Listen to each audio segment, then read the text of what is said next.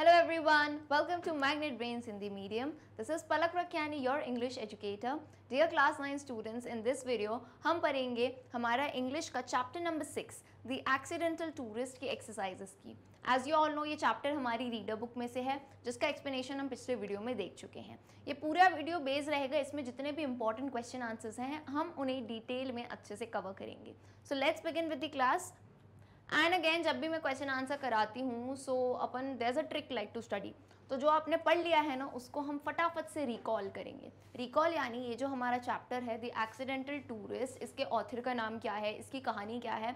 हर session में अगर हम उसे रिकॉल करते जाएंगे ना जब भी हम क्वेश्चन आंसर पढ़ेंगे या MCQ, तो ये क्या है ना आपका चैप्टर और ज़्यादा स्ट्रॉन्ग होता जाएगा. राइट. जिन बच्चों का ये सवाल रहता है कि मैम किस तरह से याद करें चीज़ों को, इंग्लिश की बहुत सारे नाम होते हैं, ये सब होता है, तो इसका बेटा तरीका सिंपल है. किसी भी चीज़ को, सिर्फ इंग्लिश की बात नहीं है, किसी भी चीज़ में तुम रेगुलर रहोगे ना तो रेगुलरिटी से सारी चीज़ें अपने आप हो जाती हैं. Right. So let's begin with the class and फटाफट से अपन इसको रिकॉल कर लेते हैं सारी चीज़ों को. ठीक है. तो मैंने यहाँ पे की पॉइंट्स बनाए हैं, यानी मैं एक की पॉइंट जहाँ पे जो लिखा है पढ़ूंगी तब तुम्हें पूरा किस्सा दिमाग में घूमना चाहिए, just like a movie. Okay. So let's recall. Author name हमें पता है, द एक्सीडेंटल टूरिस्ट के ऑथर का नाम है बिल ब्राइसन, जो हमें हार्टिली याद रखना है क्योंकि नाम पूछा जाता है. Author and writer name Bill Bryson है. अब बात यह है कि इनकी खुद की ही लाइफ की कहानी है कि ये किस तरह के इंसान है. ऐसे इंसान जो कि आई थिंक आप और हम भी हैं, क्लमजी से और कंफ्यूज्ड से. यानी जीवन में ये सोफिस्टिकेटेड रहना चाहते हैं कि सब कुछ सही हो जाए, लेकिन ये कुछ भी करने जाते हैं तो इनकी लाइफ है हमारे जेठालाल जैसी, यानी सब कुछ उल्टा हो जाता है. राइट. तो इसमें ये बहुत सारे किस्से सुनाते हैं. ये बताते हैं कि आम लोग जो सारे टास्क एकदम नॉर्मली कर लेते हैं, यानी इधर से वहाँ तक चल के गए तो पैर में लगी नहीं या फिसल नहीं गए, है ना, तो बाकी टास्क जो नॉर्मल लोगों को सही लगते हैं इनको थोड़े डिफिकल्ट लगते हैं, है कि नहीं. जैसे पहला इंसिडेंट वो बताते हैं अपना सिनेमा एंड लैबोरेटरी इंसिडेंट. तो सिनेमा एंड लैबोरेटरी, बेटा लैबोरेटरी में ऑलरेडी एक्सप्लेन कर चुकी हूँ, टॉयलेट को, है ना, शौचालय को लैबोरेटरी भी कहते हैं. तो उन्होंने बताया था ये इंसिडेंट, याद कीजिए, कि जब भी वो मान लो बोलते हैं मैं मूवी ही देखने जा रहा हूँ और नॉर्मली एक इंसान की तरह मैं वॉशरूम जाता हूँ, लेकिन सीधे वॉशरूम जाने के बजाय मैं किसी जो है ना गलियारे के ऐसे डोर में लॉक हो जाता हूँ. मतलब मैं घुसता हूँ कि ये वॉशरूम है और वो सेल्फ लॉकिंग डोर है तो मैं वहाँ बंद हो जाता हूँ. मतलब कोई भी नॉर्मल जीवन में सीधा काम करने जाऊँ तो कुछ ना कुछ मेरे साथ उल्टा हो ही जाता है. तो पहला इंसिडेंट जो उन्होंने बताया था वो था cinema and laboratory incident. Hopefully सभी को याद आया होगा ये किस्सा. चलिए आगे और किस्से हैं जिनके मैंने पॉइंट्स लिखे हैं. मैं उम्मीद करती हूँ हर क्लास 9 का स्टूडेंट जो ये वीडियो देख रहा है उसको सारी जो चीज़ें हैं याद आती जाएंगी. एक बार भी अगर आपने मेरा एक्सप्लेनेशन वीडियो देखा हो, और कैसे देखना है मिस हो गया हो तो डिस्क्रिप्शन में लिंक दी गई है प्रीवियस वीडियो करके. प्रीवियस का मतलब होता है पिछला वीडियो, इससे जो पिछला वीडियो था वो एक्सप्लेनेशन था चैप्टर का. ठीक है. अब नेक्स्ट इंसिडेंट वो बताते हैं होटल रूम नंबर. यानी वो बताते हैं कि कभी मैं होटल जाता हूँ ना तो मुझे होटल की जो है ना डेस्क पे, होटल की जो डेस्क है वहाँ पे 3 से 4 बार जाना पड़ता है. क्यों भाई? पूछने कि मेरा रूम नंबर क्या है, क्योंकि वो बार बार अपना रूम नंबर भूल जाते थे कि 261 था, 161 था, 362 था, भूल जाते हैं. ठीक है. तो आई थिंक ये बहुत ही कॉमन सी बात है, ये ऑलमोस्ट हर इंसान के साथ होता है. हम भी इतनी सारी चीज़ें होते हैं ना, मतलब बोलते हैं यहाँ तक याद आ गया पर भूल जाते हैं. तो सेम किस्से सुनाते हैं. तो एक तो हो गया होटल रूम नंबर का इंसिडेंस, है ना, he forgets the room number usually. ठीक है. भूल जाते हैं, कंफ्यूज हो जाते हैं. फिर नेक्स्ट इंसिडेंट होता है एक काफ़ी जिसपे बहुत ज़्यादा लिखा गया था कहानी में, लोगन एयरपोर्ट इन बॉस्टन का केस. यानी बॉस्टन एक जगह है, वहाँ पे एयरपोर्ट के जैसे नाम होते हैं ना अपने यहाँ, जैसे राजीव गांधी, इंदिरा गांधी एयरपोर्ट, तो वैसे ही वहाँ के एयरपोर्ट का नाम था लोगन एयरपोर्ट. तो हुआ क्या, ये चेक इन करने जा रहे थे और इनको वहाँ एकदम से याद आया, होता है ना कि हमें कोई चीज़ एंड मोमेंट पे याद आती है, कि मान लो तुम एक मॉल में खरीदारी करने गए, तुम्हारे पास उसका डिस्काउंट कूपन था, अब तुम चीज़ ले आए, फिर याद आया अरे पहले डिस्काउंट कूपन घर पे रखा था. होता है कि नहीं? तो इनके साथ भी यही हुआ. इन्हें बाद में याद आया कि इनके पास ना ब्रिटिश एयरवेज का कोई फ्लायर प्रोग्राम है. ठीक है. तो उससे क्या होगा कि इनको थोड़े पॉइंट्स मिलेंगे, तो वो पॉइंट से इनको कुछ डिस्काउंट मिल सकता है, कुछ वाउचर्स, कुछ अपग्रेड मिल सकते हैं. तो अब इनको याद आया कि उसका एक कार्ड होता है, हर चीज़ का एक कार्ड बनता है, और वो कार्ड इन्होंने कहाँ रख दिया था, अपने एक बैग में, ऐसे साइड में लटकाने वाला छोटा सा बैग होता है ना जिसमें अपन सब चीज़ें रखते हैं ऑर्गेनाइज्ड. अब हुआ क्या, उस बैग की जिप हो गई जैम। और ये ऐसा ही होता है, सभी के साथ होता है, जिस वक्त हमें कोई इंपॉर्टेंट काम होना, हमारी चीज़ें उसी वक्त खराब हो जाती हैं। वो जिप जैम हो गई, वो जिप खुल नहीं रही, इन्होंने इतना जोर लगाया, इतनी ताकत लगाई, आगे पीछे किया, एंड वो जिप जो है, समझ गए क्या हुआ मैम, हो गई पोपट, हाथ में आ गई जिप, पूरा बैग फट के खुल गया, एंड ऐसे ना एक टेनिस कोर्ट के साइज के जैसे पूरा बिखर गया इधर इधर, टोबैको बिखर गया, न्यूज़पेपर थे, डॉक्यूमेंट्स थे, सब इधर उधर तहस नहस हो गया। तो ऑफ कोर्स पब्लिक में हुआ, उनके लिए काफ़ी ऑकवर्ड मोमेंट था। ठीक है, अब नेक्स्ट केस था शू लेस केस इन प्लेन, मतलब ये काफ़ी एरोप्लेन में ट्रैवल करते हैं तो उनके काफ़ी सारे किस्से वहीं के हैं। अब किस किस को याद है बताओ शू लेस वाला केस। शू लेस केस में ऐसा हुआ था कि अपनी सीट के नीचे झुके शू लेस बांधने के लिए, और उसी वक्त उनके आगे बैठे हुए आदमी ने उस सीट को डाल दिया रेक्लाइन में। बेटा रेक्लाइन का मतलब होता है, अगर आप कभी बस में, कार में या प्लेन में बैठे हों तो सीट को ना ऐसे खींचते हैं तो वो पीछे रेक्लाइन हो जाती है, सोने की पोजीशन में। तो जैसे ही ये जनाब नीचे गए शूलेस बांधने, उन्होंने, आगे वाले ने पीछे सीट रेक्लाइन कर दी, तो ये दब गए। तो फाइनली एक आदमी की वजह से बच गए। मतलब बता रहे हैं कि कैसे कुछ भी नॉर्मल करने जाते हैं उल्टा हो जाता है। ये तो सबसे खतरनाक incident, spilling the drink twice.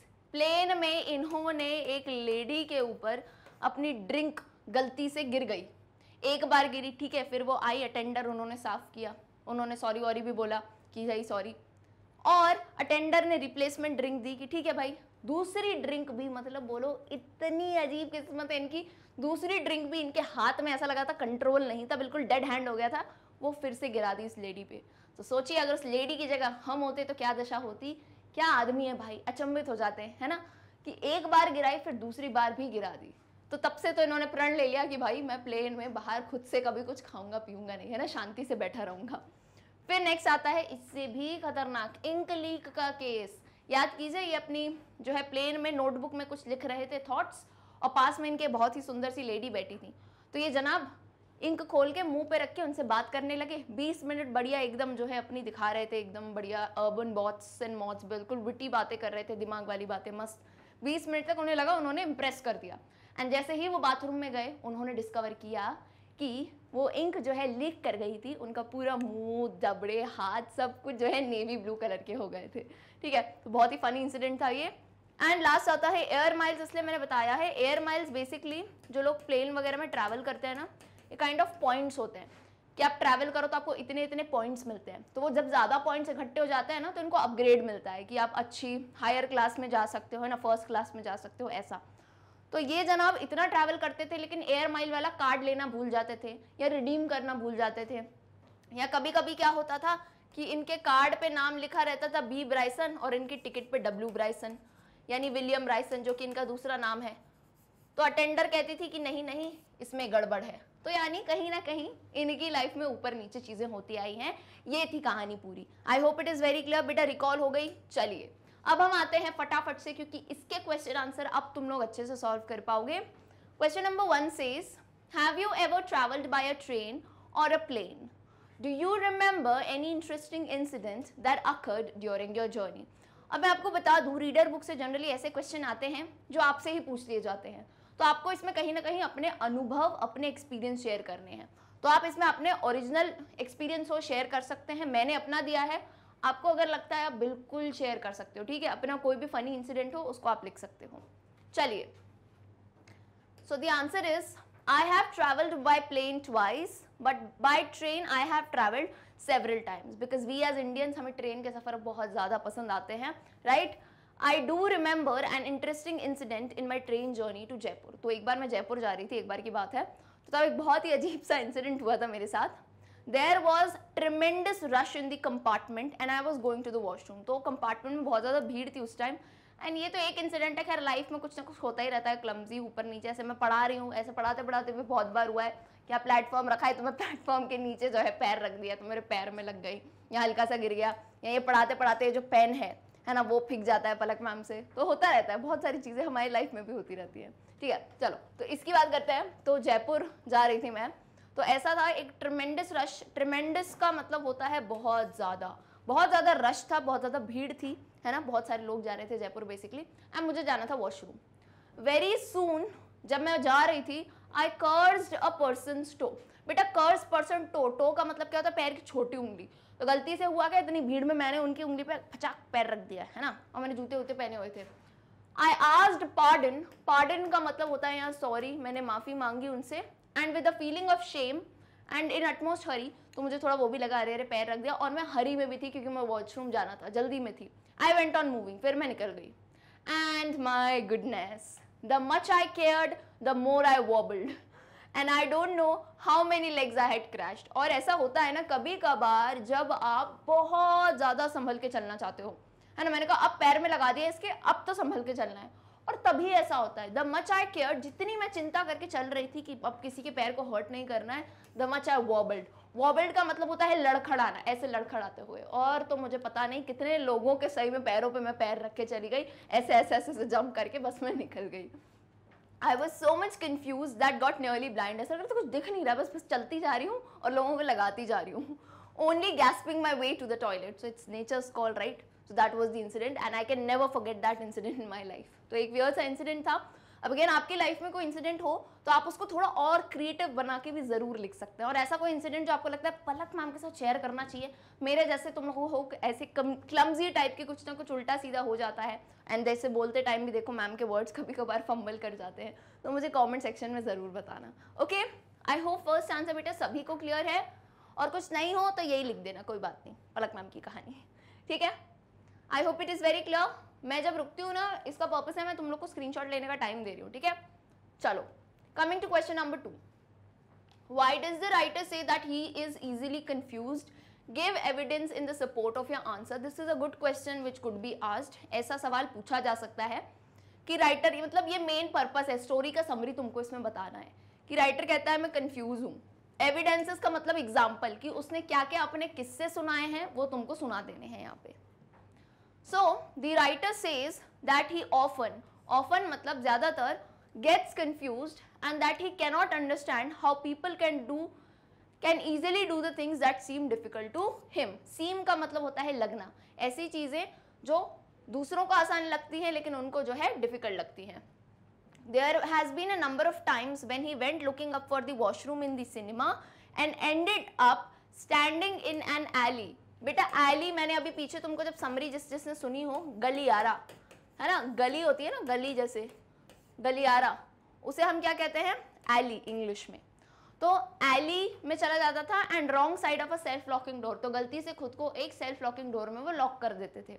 In fact whenever he stays at a hotel, he has to go to the hotel desk 2 or 3 times a day to ask what his room number is. And जैसे हमने discuss किया था, जब भी वो hotel में रुकने जाते थे तो 2 से 3 बार उन्हें डेस्क पे जाना पड़ता था, काउंटर पे पूछने कि भाई मेरा रूम नंबर क्या है, मैं भूल गया हूँ। तो ऐसे इंसिडेंट्स आप बहुत सारे थे, मैंने ये 2 एविडेंस लिखे हैं, आप चाहो तो आप दूसरे भी लिख सकते हो। Okay, I hope it is clear. चलिए कमिंग टू क्वेश्चन 3, इसमें बहुत ज़्यादा क्वेश्चन नहीं है, ठीक है। चलिए, describe the incident that exasperated the narrator at the Logan airport in Boston. exasperated का मतलब होता है एंग्री, मतलब बिल्कुल ही नहीं, इरिटेट हो जाता है इंसान। तो लोगन एयरपोर्ट मैंने कहा था, इसका ही किस्सा काफी लंबा सुनाया गया है पूरी कहानी में, तो आपको एक्सप्लेन करना है। At the Logan airport in Boston, when the narrator was checking in, he suddenly remembered that he had put the card in the carry-on bag. Carry-on यानी जो साइड में बैग टांगते हैं, that was hanging around his neck. Here he got exasperated as the zip on the back was jammed. उसे गुस्सा क्यों आया, क्योंकि bag की जिप जो है उस वक्त जैम हो गई थी। So he pulled it forcefully and the zip suddenly opened. तो हमने देखो यहाँ पे थोड़ा प्रिसाइज करके आंसर को लिखा है। कहानी में तो नरेटर ने बहुत लंबा लंबा करके सुनाया था, लेकिन आंसर में तुमको पूरी वो बुक नहीं लिख के आनी है, तुमको अपने वर्ड्स में आंसर को कोट करना है, ठीक है। The side of the bag flew open, यानी बैग का साइड एकदम उड़ के ऐसे खुल गया, and everything in it spread down over an area about the size of a tennis court. यानी जितने साइज का एक टेनिस कोर्ट होता है उतने ही साइज में उनके बैग की जितनी चीजें हैं सब इधर तितर बितर हो गई थी। ओके, सो ये इंसिडेंट था जो लोगन एयरपोर्ट पे हुआ, जिसकी वजह से नरेटर बहुत ज्यादा गुस्से में आ गए। I hope it is clear. Question number 3, 3 he main question थे, इसके बाद एक और चीज थी यहाँ पे, लेट्स डिस्कस, जो मुझे इंपॉर्टेंट लगा। तो डिस्कशन में आपको टॉपिक दिया गया है, travel light is a golden rule to make your journeys pleasurable. Travel light का यहाँ पे मतलब है, ये ट्रैवल की कोई रोशनी की बात नहीं कर रहे हैं बेटा, यहाँ पे लाइट से इनका मतलब है हल्का, यानी जब भी हम कहीं ट्रैवलिंग कर रहे हो तब हम जो है अपना सामान बहुत ज़्यादा भारी नहीं ले जाए, यानी पूरा घर उसमें उठा के नहीं ले जाना है, लाइट रखना है। एंड आई थिंक ये चीज़ हमको लड़कियों को समझाने को थोड़ी मुश्किल होगी, मैं भी समझ सकती हूँ, क्योंकि जब हम ट्रैवलिंग करते हैं ना तो हमको लगता है हम दुनिया भर की चीज़ें रख दें, जिसकी वजह से हमारे बैग्स हो जाते हैं बहुत हैवी। तो ट्रैवल लाइट क्यों सही है, एक गोल्डन रूल है, ये एक्चुअल सी बात है जो हमको सबको अंदर माननी चाहिए। तो इस पर आप थोड़ा डिस्कशन बता सकते हैं। Bringing a lot of luggage on an international trip usually means that one has to drag it along with themselves. Lot of luggage का मतलब होता है बहुत ज़्यादा सामान, चाहे इंटरनेशनल हो, विदेश, या इवन नेशनल भी आप लिख सकते हो, है ना, कोई भी ट्रिप हो भाई, उसमें ऐसा होता है जब तुम्हारे साथ तुमको उसको टांग के घूमना पड़ेगा, जितना ज़्यादा बोझ उतना टांग के घूमना, क्योंकि भाई हर जगह तो हमारा घर नहीं होता है ना, तो हमको सामान अपने साथ लेके घूमना पड़ता है। Dragging heavy luggage can be hectic and can be obstacle in one's enjoyment. तो इतना हैवी लगेज बार बार लेके घूमना एक तो बहुत हेक्टिक हो सकता है, और एक तो इतने सारे सामान का तुमको ध्यान भी रखना पड़ेगा कि ये सामान था। चलो even if you are staying in a hotel, but उसमें भी तुम सामान खोल के रखते हो ना, फिर इस ड्रॉर में रख दिया, उस ड्रॉर में रखती है, फिर चेकआउट करते टाइम ढूंढना पड़ता है, तो वो कहीं ना कहीं इंजॉयमेंट में हिंड्रेंस डालता है ना, रुकावट डालता है। Travelling hassle free with the light and compact luggage that only includes essential items for travel ensures that the bag passes a security check with ease. तो ये इंटरनेशनल ट्रैवल्स में काफ़ी इंपॉर्टेंट है कि लाइट और कॉम्पैक्ट बैग होगा, सिर्फ essentials हो, तो क्या चेक इन के टाइम भी, वो एयरपोर्ट पे तो कितनी मगजमारी होती है, तो चेक इन के टाइम पे दिक्कत नहीं है, नहीं तो उस वक्त भी बहुत ज़्यादा परेशानियाँ होती हैं कि आप ये क्या लेके जा रहे हो, so on and so fourth. तो लाइट एंड कॉम्पैक्ट अगर आप अपना लगेज रखोगे ना तो आप इंजॉय कर पाओगे।